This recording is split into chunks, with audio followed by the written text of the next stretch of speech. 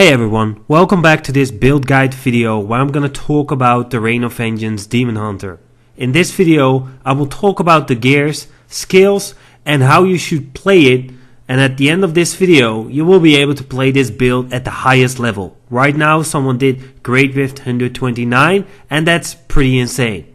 In Season 16 everyone gets the bonus effect from the Ring of Royal Grandeur. That's the reason why we want to have 5 pieces of the Natalia's set and 3 pieces of the Marauder's set.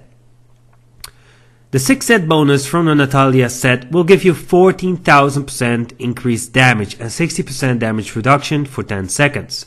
The 4th set will increase the Reign of Vengeance damage by 100%, and the 2nd set bonus will reduce the cooldown of Reign of Vengeance when you hit with a hatred generating or hatred spending attack. For the 4th set bonus of the Marauder set, sentries deal 400% increased damage and will cost Cluster Arrow. The 2nd set will summon all companions next to your side, but we will come back to this later. For our necklace and ring, we want to use the Compass Rose and Traveler's Pledge. This will reduce the damage while you are moving up to 50%. It will increase your damage up to 100% when standing still.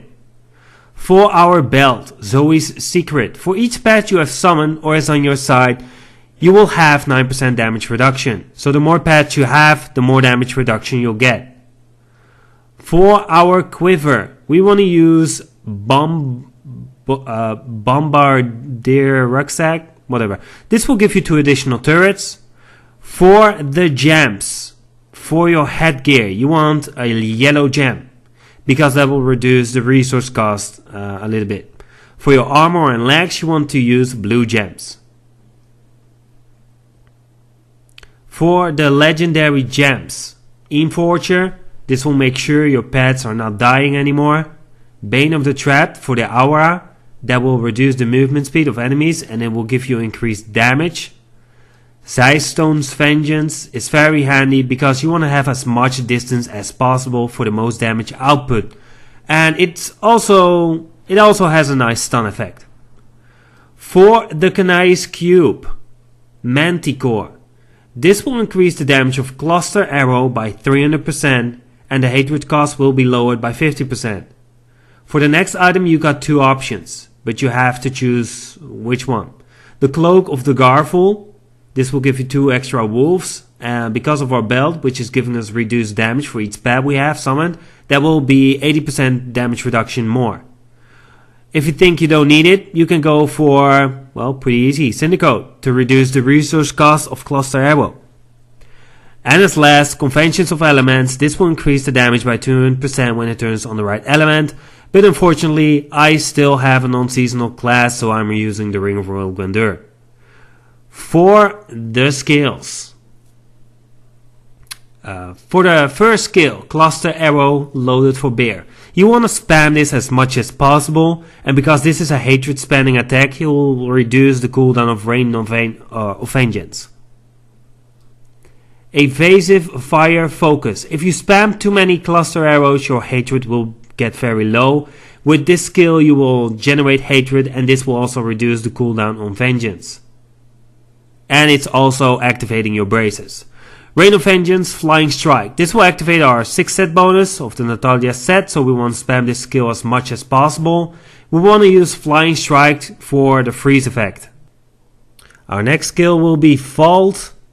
Tumble is always useful if you have to get out of problems or into problems. Sentry Polar Station.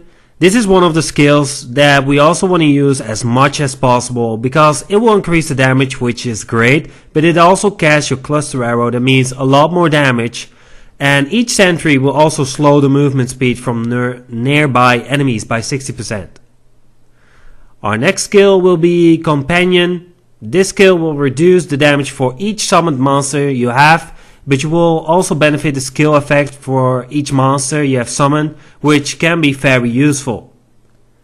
For the passives, we want to use Steady Aim. You want to keep distance between you and the monsters for more damage.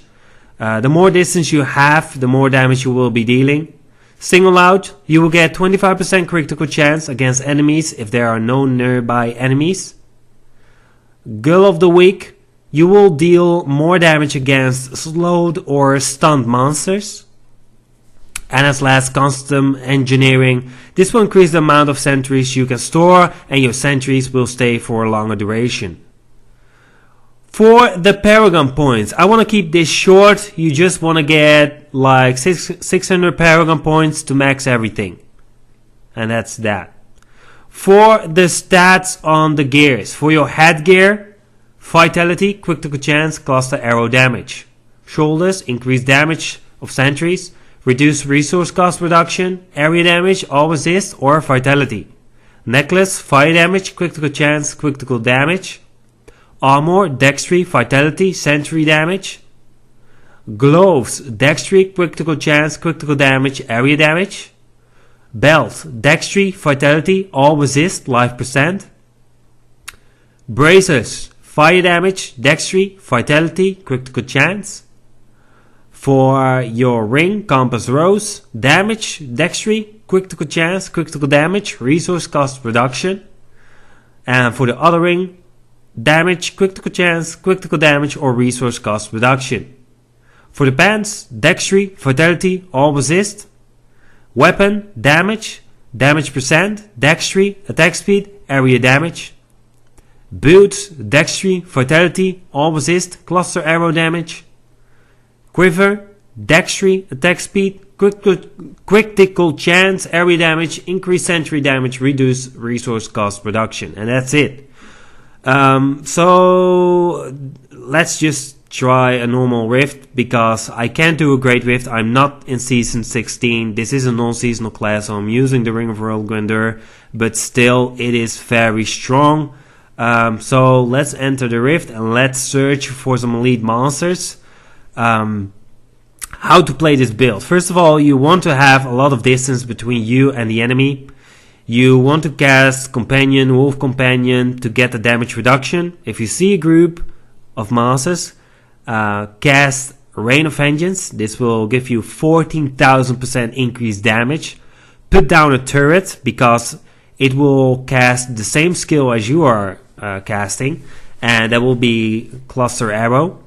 And you just wanna throw those fucking grenades, and boom, the elite monster will be gone. So seasonal or non-seasonal, this build is really strong and a lot of fun. I'm gonna make another video about this where I'm using the speed variation, so that's gonna be funny. Anyway, thank you for watching. I hope you enjoyed this video. If you did, leave a comment, like and subscribe. Also turn on the notification, it's next to the subscribe button, and then I will see you in the next video. Peace.